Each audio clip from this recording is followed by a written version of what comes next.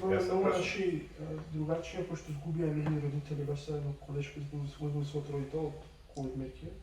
Малку ми е несватливо за тоа што омлади кога гледаме тоа најмногу не разочарува кога ја гледаме политика, затоа се губиме. Ева фаталното другиот аспект, не малку здравство везен. Зошто политиката се меша во тој дел за здравство, кога здравството не сме да биде политички обојно, кога треба професионалци да зошто го земаат тој делот на профит кога луѓе умираат, не е ова шега в некоја или некој што си играат со здравјето, не разбирам. Еве уште едно прашање, со вакцините, што со вакцините? Вие кажавте во едно интервју дека сте понудиле кон владата во одбиле, има и други ликови личности кои што имаат случај допир со вакцини, и тоа го одбиле.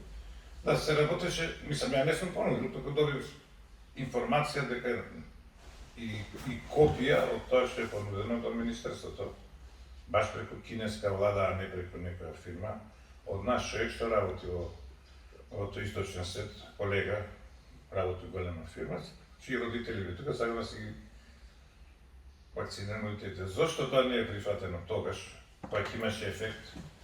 Зошто тие 500.000 вакцини премиерот ги набава сега во јуни, кога еден обратен ефект кога ни треба, сега може би има некои подобри вакцини кои не можеме да објаснам, не можеме да објаснам во нивно име, можеме да кажеме дека нешто е нелогично и да кажем како треба.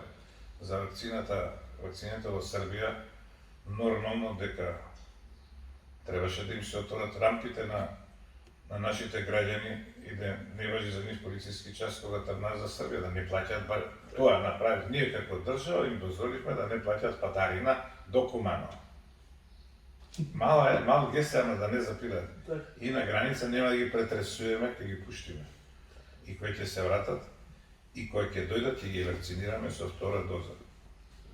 Ова и натење, со тоа да не им се даде втора доза AstraZeneca овде, нема никаква врска со науката. Дури тие три случаи на милион што се урат. Што кажува науката се? Точно е дека има такви случаи, точно дека во некои земји, дека се случува кај жени под 50 години. Меѓутоа, овие нашиве 10-15 се вакцинирани. Втората доза во светот, пошто веќе почнаа да примаат, и тоа масовно, во Велика Британија и така натаму, кај тие што примиле прва доза, веќе е докажано дека нема таква склоност на тоа автоимуно реагирање алергиско на... Да, и втората доза е сосема безбедна. И зошто не ги вакцинат тука? Сакат да ги казнат што отишле таму. Ги имаат вакцините и ги терат таму, мислам, викаат, може таму што нема никаква логика, ако ти ги овие твои граѓани или ќе ги вакцинираш тука, ако си толку загрижен, ќе мечеш невите таму, ќе убијат тие таму со втора доза. Нелогични работи. Меѓутоа, тоа е нивна работа. Зошто не се консултираат со искусни луѓе, туку сакаат да се терат својата работа, тоа е нивно. Меѓутоа, се на се, мислам дека на штета на тие што се на власт, што не консултираат стручни луѓе без разлика дали се со политика, не се со политика и така. Едноставно треба да сватат дека некој не мисли како нив, некој поише знае од нив и доволно да го сослушаат. Тука евото, суетата не сме да работи затоа што е хипотетички. Дигитални партиите не сме што партиски. Јас сум социјалдемократ, гледам по таа причина. Да толку мртви, они конкретно е министрот или некој тие што се во стручните екипи на врвот. Немаат некоја си морална одговорност на толку мртви, некако да го осетат тоа на нивна кожа, да речат чекате луѓе да загрешивме нешто не излезе од контрола. Ние малку младите сме како и гледаме од страна работи, знаеме прилика точно колку е часот и што се дешава се, меѓутоа ние некако разбирливост како ние тој морален аспект го имаме, ама кај повозрастните, поготово кај тие што се функционерите, ако води, не мора биде критикувано од двор, нека биде некој што е неутрален, или како вас да речеме. Зошто нивните критики не ги земаат? Да, мислам, тука и опозицијата си трпи критики, таа лута не знае што се... Не, тоа да кога беа најстроги мерките лани пролет, они смета дека треба уште построги. Мислам, треба да има опозиција, треба да даде либерални мерки. Така. Да биде, ако веќе слично. Значи, не знаат, еднаш ќе кажат едно, пак ќе кажат друго. па не знам, изборите ќе биле катастрофа, ќе биле бомба. Не стручни работи, ова со пописот врскане. Мислам, ќе било бомба, не знам што ќе било. Луѓето се возат по автобуси со еден до друг, маските под нос, одеа у кафани, кога беат во затворен простор и не знам што друго.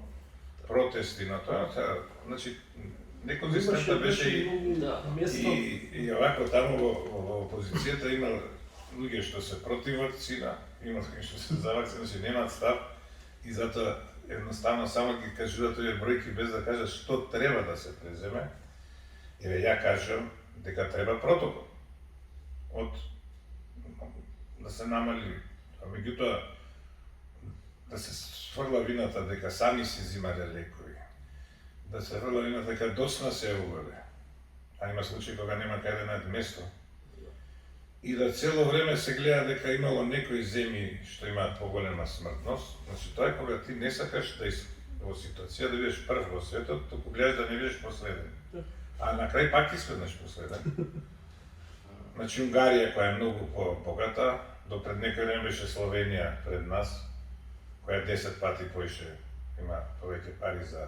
И тоа е прашање за објаснување, Чешка и така натаму, Црна Гора, Босна, и ние не сме. Меѓутоа, еве ја претекнавме Црна Гора пред 3 дена, ќе ја претекнеме и Бугарија ако продолжи вака по 15 случаи, така да тоа не е за фалење да си меѓу првите 5 или првите 10 во светот земји. Меѓутоа тоа веќе е пројдена работа. Тоа може само да се анализира наназад, зашто е направено и како е направено, и цело време ако критикуеш, они ќе почнат тие што работат во ковид центри, колку им е тешко, што навистина им е тешко, меѓутоа може ако беше подобра политиката, помалку ќе работеа. Кога ковид центрите, кога тоа армантното не знам уште ги има, излагаше министерот Венко, изборуваше како се е под контрола, а внатре што се вработените работи е конкретно и важен, порача како дека излага на интервју на пресето зборува како се е под контрола, ние не знаеме главата кај него. Да, јасно е по толка број на случаи. Мислам, не ми е јасно мене да немате човек со име и презиме или тројца луѓе да кажат вака ќе се лечи оваа држава. Крај. Значи, не може на една клиника дава преднизолон, на другата дава торабазон, а сите протоколи викаат дексазон. И сега зошто дексаметазон, не зошто ви, кој го откри, по кој протокол и така натаму. А друга работа, што е многу битна за ова, за што зборуваме, за системот наш. Значи, или градите систем централизиран, како што за жал беше, иако не го градевме, се што малце потешки случај за Скопје.